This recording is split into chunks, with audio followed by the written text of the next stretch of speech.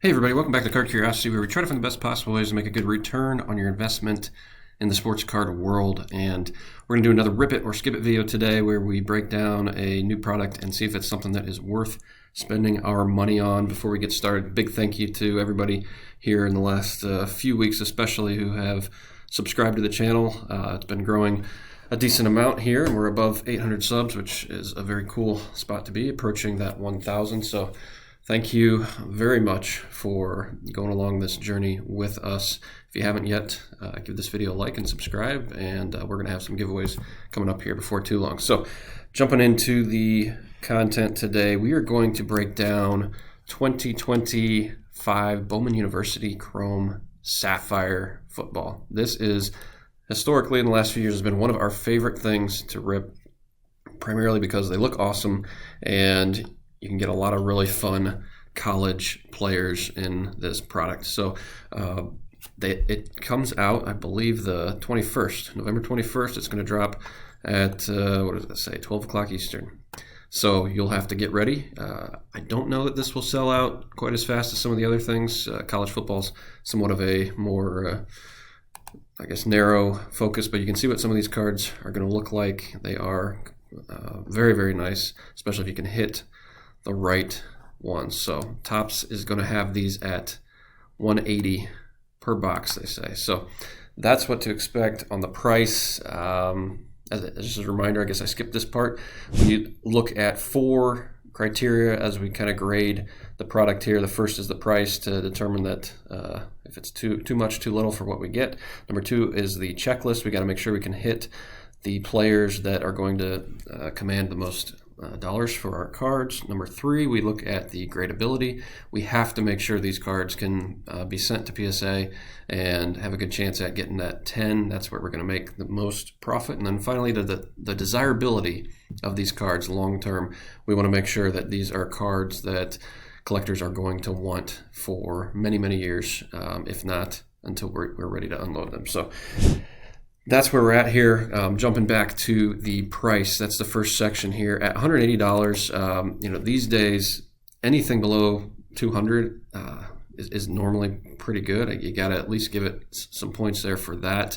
I do think for what you're getting here, as we dig into the checklist in a second, 180 is probably slightly high, but since it's below 200, I'm going to give the price here a 4 out of 5, and I wouldn't be surprised in the next couple of years if Topps cranks this up to 200 or more. So enjoy it while you can at less than $200 a box. There's not too many things that you can say are 200 or less. So next, let's look at the checklist and break this down.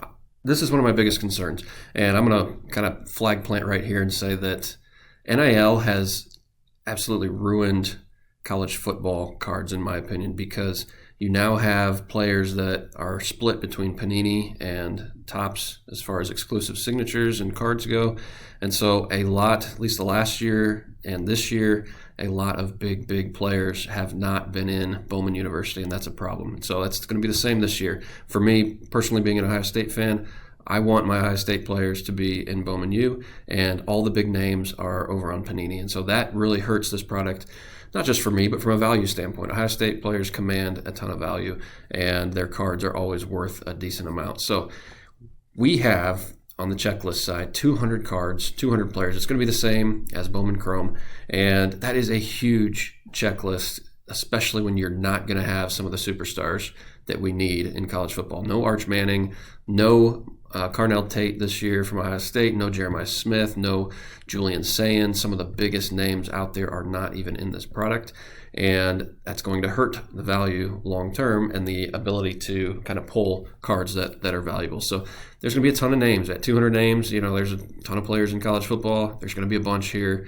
that you don't even recognize. I personally don't recognize. I don't get to watch very many BYU football games, and I don't get to watch very many Iowa State football games. And so it's going to be a wide checklist, and there's a very, very good chance, if you look at, let's see what it says here, it should say something about, no, it doesn't say it. So you're going to get 8 packs with 4 cards per pack. You're going to get 32 cards, and there's 200 players. So what are the odds that more than one of those 32 are going to be the player that you want. Very, very unlikely, unfortunately, and you will get one autograph, but there's 134 signers here as well. And so the most valuable card that you're going to get is going to be the autograph. Will it be somebody that is worth a bunch of money, or will it be, no offense to Mr. Hunter here from Nebraska, I don't know who you are, and you're probably talking a $5 to $10 card if you pull him, along with 90% of these other guys. So the checklist, I'm going to say, is pretty rough. I'm just going to give it a 1 out of 5. Partially because it doesn't have all the good players in it, and partially because it's 200 players and 134 autographs. If the autographs were kind of filtered down to like the 50 top players, then I could change this completely. But 134 is just way too many when you're only getting one. If you buy case of 10 boxes, you're getting 10 autographs, 10 out of 134. You could get 10 absolute nobodies, and that's a shame. So 1 on the checklist is all we can get. Now let's jump to the gradability. Do these cards grade very well if you send them to PSA? Well, last year they did. You're looking at 76% gem rate on the regular cards, 81% on the Sapphire Selection autographs, which is great. 84% on the Sapphire Selections, just a short print there. So I guess it doesn't say the regular autographs up here, but it's got to be similar. So 81, 70, or 84, and 76. That's a great gem rate across the board here, and I'm going to give it a 5 out of 5. You don't see very many products that are going to grade this well. So keep that in mind as you consider whether to buy this, whether to jump into some singles, things like that. Very, very good gem rate here. Next, let's jump into the desirability. We have to try and think about how best to make money with these cards. And because these are college cards, when it comes to football, these will eventually be replaced by a player's rookie cards, and they're just simply not going to be as desired. So right now, kind of the best case scenario is like if you would have picked Jackson Dart. You know, Jackson Dart didn't have a ton of hype around draft time. He's right here in the dark blue. And so back in December, January of this year, you could have gotten his base Sapphire autograph. Now this is from 2023. You could have gotten this for $35. And then as the draft kind of started to heat up, you can see there that jumped up to one sale for $150 here as he was drafted, even though he didn't go super, super high. And then they came back down. Now you're talking across the summertime, they were back in that $50 range, something like that. And now Jackson Dart has been playing well in the NFL. He got the starting job. Now his cards are up to $160, $165, and the last sale at $185 is pretty good. That is the best case scenario. You're up 429% on Jackson Dart. And I think the key with Jackson Dart is that he started with very little hype prior to the draft. And so Emeka Egbuka, kind of same thing here in the light blue. He was at $30 autographs. And next couple months, they went up a little bit. And now he's had a great season to kind of start his career in the NFL. Got hurt. It's come down, but you're still talking $68, up 135% on those ones. And so that is a solid return there for Emeka. But I think the key is that both of these guys, the reason they went up so much is because they weren't that hyped back in December and January of this year. And so you kind of want to find players, if you want to make money here in Bowman Sapphire, you need to find players that are flying a little bit under the radar. Maybe they're still going to be first-round draft picks, but just not getting a ton of love, and then they have a chance to kind of blow everybody out of the water. You look at Carnell Tate right now here in the yellow for Ohio State. He's going to be a first-round draft pick.